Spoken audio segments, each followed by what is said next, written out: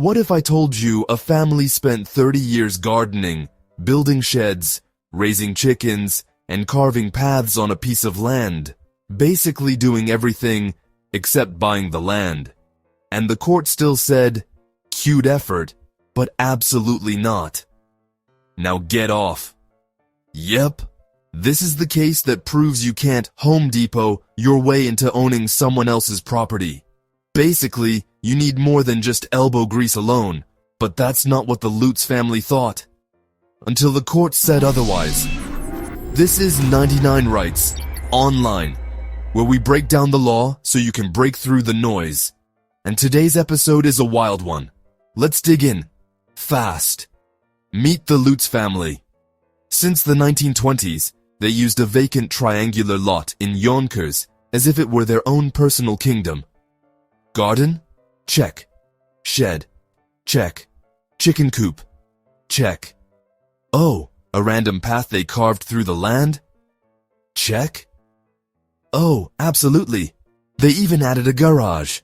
But in 1947, Valkenburgh bought the lot at a tax sale and says, "Hey, Lutz, get off my land." The courts now had a question. Did Lutz get the title by adverse possession under New York law? Despite no full fence and the prior admission? Well, it came down to the questions of, did Lutz actually own the land he gardened for decades? Or was he just the world's most dedicated trespasser? Now, that's the million-dollar question. The issue the courts had to look at. In 1952, New York law said you only get land by adverse possession if you either substantially enclose it or usually cultivate, improve it for 15 years. And you must do it under a claim of title. No shortcuts. No vibes-based ownership. Lutz didn't enclose the land. He didn't cultivate the whole parcel. His improvements were sprinkled around like seasoning, not ownership. And the biggest plot twist? Lutz had already admitted in a previous lawsuit that Valkenburgh owned the land. That's right, he torpedoed his own hostility and claim of title. Even most lawyers agree. The Lutz family attorney needed to go back to school, because that's like saying, yes, it's your car, and then later arguing, actually, I've been sitting in it long enough that it's mine now.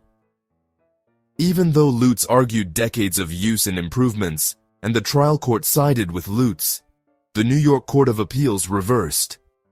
The rule? 15 years plus either substantial enclosure or usual cultivation under a claim of title. Here for the Lutz farm, the Lutz's improvements were scattered, parcel not enclosed or wholly cultivated, and his prior admission undermined the hostility and claim of title. Lutz loses the land, and yes, the chickens too. For law students, this case is a masterclass in how statutes can crush your common law dreams. For everyone else, using land isn't owning land, even if you've been gardening on it since the Great Depression. Valkenburgh versus Lutz is the moment property law leans in and says, if you want to own it, you better prove it.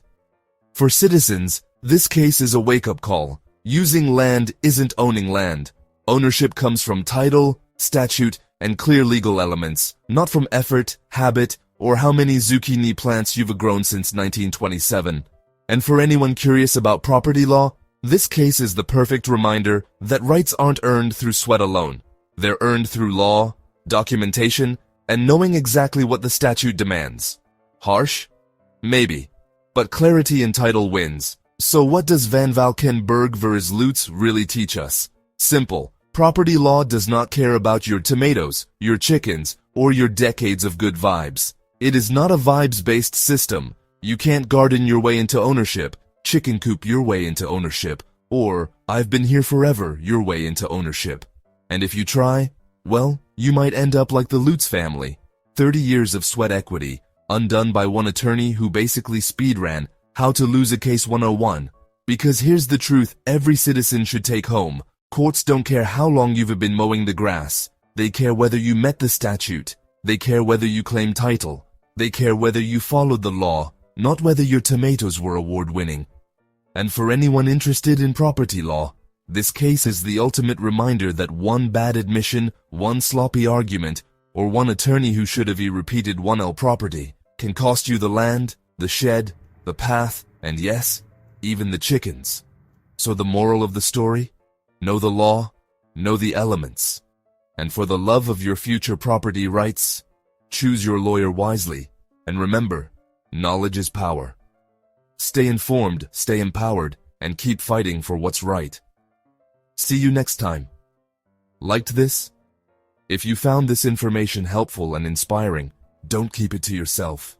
Share it with your friends and family, and smash that like button, subscribe, and follow us on Instagram and YouTube at 99rights online for more legal quickies.